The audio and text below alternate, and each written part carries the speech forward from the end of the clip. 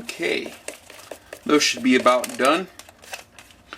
Now we've tumbled these for a little while after we've done our resizing and all our case prep, where we were shaving off some material. You don't want to have any of the brass shavings get inside your case here. That's not going to be very good. So we tumbled after all our case prep was done. Now the challenge here is going to be making sure you get all the media out of these things. If you have media in here, it's not going to be good for load them up. Also, you're going to want to make sure your primer pockets are clean. Going to want to make sure that that flash hole is not obstructed by anything. So sometimes on a case shaped like this, where you have kind of a steep shoulder angle here, the media could get stuck in here pretty easily, and you can tip it upside down and nothing will come out. So you want to make sure you get everything out of there. You can do a visual inspection, or you can turn on the machine and just slightly hold it up against a vibrating edge, and that should really loosen up anything that's stuck in there if you're getting stuff stuck. So I'll show you how that works real quick. So,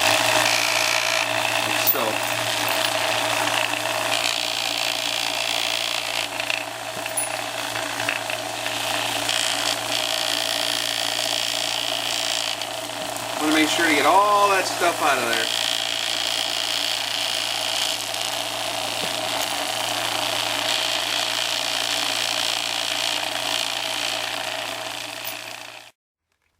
Okay, now we have all our brass nice and clean. Look how shiny that is, huh? Insides are clean.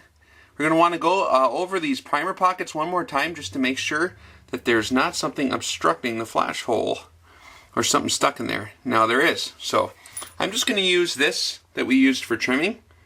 It's got a little deal for the primer, a flash hole there. So I'm just going to kind of knock that stuff out. You don't want to bung anything up. It doesn't take much force, but okay, so we're golden. And once we're good, I'm going to make sure that flash hole's clean again, then I'll put them in there. So some of these can be a little bugger.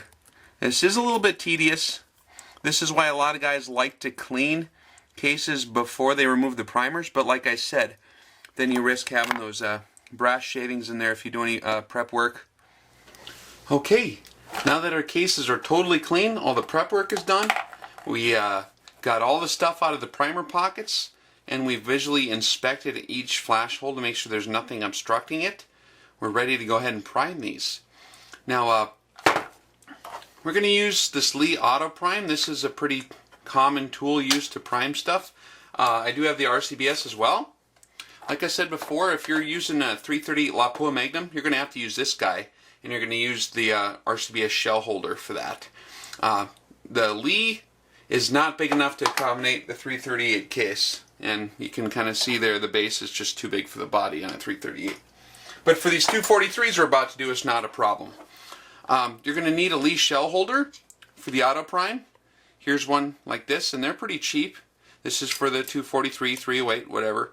And we'll just put that in there like so. You have two different tray sizes. You have a large and a small, depending on this gap here. This is for large rifle. And we have our primers. I like to use CCI primers, mostly. Certain applications, other primers I do like a little better. Like for real large case capacity, if you're shooting really big magnums. Some of the Federal primers do have a little more stout of an ignition pattern, so they will ignite a large powder charge a little better than some of the CCIs. So for the 338 Lapua, I like to use the Federal gold metal Magnum primers. But for most other stuff, CCI seems to be very, very consistent and reliable. I've never had a problem with the CCI primer ever. So these work pretty good. And the way to load these up is this little plate here. The primer tray is kind of ribbed, and you'll see how that works in a second. We'll just I'm just going to do 50 at a time, because I only got 50 rounds here, so I'll just open up to 50. A little tricky. You don't want to spill these things, and you want to take you want to pay close attention that you don't get these things wet. If you get primers even a little bit moist, the ignition compound in there could totally go bad on you. And you also want to make sure before you put the lid back on here that each one of these primers is oriented right side up. So you want to make sure if you had one flipped like this, for example, flip one over. You can use these little wiggle marks here, and that's designed to flip them back on the orientate them in the right way. So we'll put our little tray on, and we'll kind of feed them to make them get down in there. And you want to make sure you got a primer that's fully ready to go inside this hole here. I don't know if you can see that. Sometimes it might be halfway in there. You don't want to just ram them up. You'll dent something. We'll take our case. We'll make sure it's fully seated in there, and then we'll just press. And it should go in nice and smooth. If you experience any kind of weird resistance on one of these when you're priming, you want to set that to the side for sure. Because like we said before, this is a very important step. So just make sure we have another primer in there. Slip it in. And any difference in pressure and primer seating pressure can make a huge difference in your pressure curve. If you have one that fits real loose in there that just falls in there, that might be a sign that you had a case that got overexpanded. And that could be a problem as well. So we're going to run through all these and pay close attention to make sure everything's consistent. Now, one of the nice things about the hand priming tool, like the one I'm using here, is if there is anything different, if there is any difference in primer seating pressure, you will feel it with your hand. A lot of the press-mounted primer setups where you use the press lever, that's way too much leverage to be able to feel anything. And even some of the more heavy-duty, like this RCBS one over here, this guy right here, this has quite a bit more leverage than this little guy, and you might not feel it as well. So that's what's nice about some of these light-duty little hand priming tools. You can really feel out what's going on. Some of the progressive loaders and things like that, you have so much leverage and so many things going on at once, you won't be able to keep that strict of quality control for these long-range precision cases here. So we'll go through and just get all these done here. You want to make sure you get them fully seated. If you do have one that's upside down, which could happen, I suppose, if you're not paying attention, you're going to want to pop that out of there. And although you don't really run a risk, you can just use the decapping die to do that and to pop it out.